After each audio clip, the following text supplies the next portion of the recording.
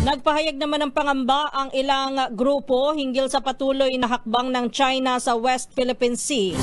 Kabilang ang muling paglalagay umano ng floating barrier sa Scarborough Shoal na naghahadlang sa mga mangingisdang Pilipino. Ayon sa ulat, bahagi umano ito ng tinatawag na gray zone strategy kung saan ay unti-unting pinapalawak ang kontrol ng hindi direktang nakikipagbanggaan.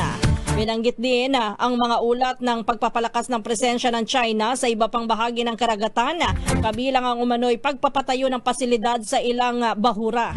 Sa pahayag ni Dr. Jose Antonio Goycha, leader ng ilang civic organization, iginit niya na ang anumang kontrol na nakukuha sa pamamagitan ng pamimilit ay hindi maituturing na lehitimong soberanya. Samantala, muling iginiit ng Pilipinas ang karapatan nito batay sa 2016 arbitral ruling sa ilalim ng United Nations Convention on the Law of the Sea. At paliwanag ni Goycha, ang naturang UNCLOS ay nagsasabing walang legal na basihan ang malawak na 9-dash line claim ng China. Patuloy din ang panawagan ng grupo ni Goycha sa pamahalaan para sa mapayapang resolusyon ng issue habang pinoprotektahan ang kabuhayan ng mga mangingisdang Pilipino.